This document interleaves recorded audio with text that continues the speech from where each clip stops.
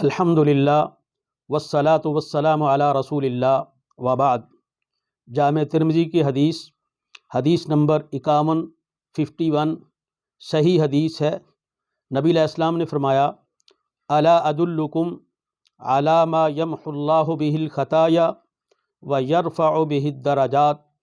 کہ میں تمہیں ایسا عمل نہ بتا دوں جس کے ساتھ اللہ تعالیٰ گناہوں کو مٹا دیں گے اور درجات کو بلند کر دیں گے۔ قالوا بلا یا رسول اللہ،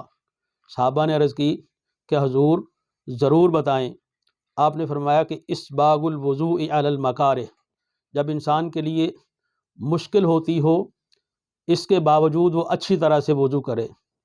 مشکل سردی کا موسم ہے، ٹھنڈا پانی ہے، انسان اپنے گرم بستر کو چھوڑنے کے لیے تیار نہیں، لیکن اس کے باوجود جب اللہ کا حکم آ جاتا ہے کہ نماز کی طرف آؤ، کامیابی اور فلاح کی طرف آؤ، تو بندہ اپنی نیند کو نہیں دیکھتا، سردی کو نہیں دیکھتا، وہ فوری طور پہ جس طرح کے بھی حالات ہیں وضو کر کے مسجد کی طرف چل پڑتا ہے۔ تو نبی علیہ السلام نے فرمایا کہ ایک تو یہ کرو کہ اچھی طرح سے وضو کرے، وَكَثْرَةُ الْخُطَىٰ إِلَى الْمَسَاجِدِ، اور جتنے زیادہ وہ مسجد کی طرف چل کے جائے گا اتنا ہی اس کو ثواب ہوتا جائے گا، اور اتنا ہی اللہ تعالیٰ اس کے گناہوں کو معاف فرمائیں گے اور اس کے درجات کو بلند کر دیں گے۔ پھر فرمایا وانتظار الصلاۃ بعد الصلاۃ، اور یہ کام کرو کہ ایک نماز کے بعد دوسری نماز کے لیے تمہیں انتظار لگ جائے۔ اس کا مطلب کہ مسلمان اس طرح کا نہیں ہوتا کہ کبھی ایک پڑھ لی کبھی دو پڑھ لی، ایسے بھی نہیں ہوتا کہ جمعہ والے بھی کچھ مسلمان ہیں اور کچھ مسلمان عید آنے والے بھی ہوتے ہیں، ایسے نہیں، بلکہ 5 وقت کی ساری نمازیں با جماعت ادا کرے، کثرت کے ساتھ جائے، ایک نماز سے فارغ ہو اسے دوسری نماز کی فکر لگ جائے کہ اگلی نماز آنے والی ہے، تو وہ اپنے پروگرام اس طرح کے ترتیب دیتا ہے کہ کہیں اس کی نماز نہ گزر جائے۔ سنن نبی داؤد کی روایت ہے، حدیث نمبر 557 اور یہ صحیح حدیث ہے۔ نبی علیہ السلام نے فرمایا الابعد فالابعد من المسجد اعظم اجرا، جو بندہ مسجد کے جتنا دور سے چل کے آتا ہے اللہ تعالیٰ اس کا اجر اتنا ہی عظیم کر دے گا۔ سنن نبی داؤد کے اندر ہی حدیث نمبر 558 اور یہ بھی صحیح حدیث ہے۔ حضرت ابی ابن کعب رضی اللہ تعالیٰ عنہ بیان کرتے ہیں کان رجل لا اعلم احدا من الناس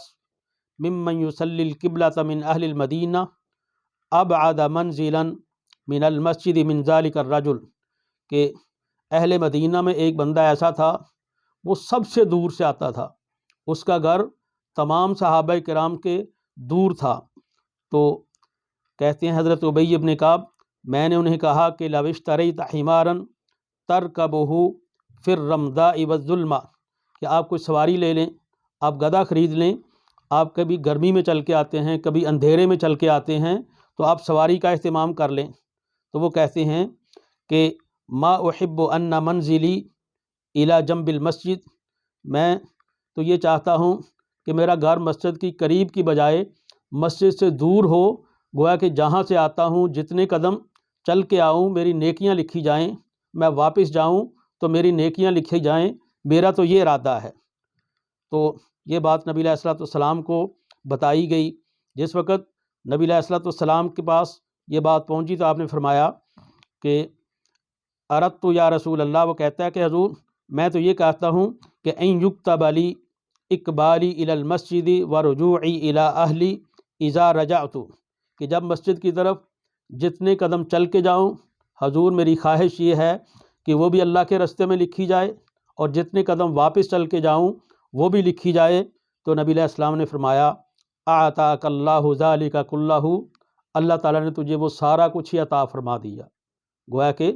تو چل کے آئے گا، جتنے قدم مسجد کی طرف چل کے جائے گا تو تجھے وہ بھی ثواب ہوگا۔ اب تو نے نماز تو پڑھ لی، فارغ ہو گیا،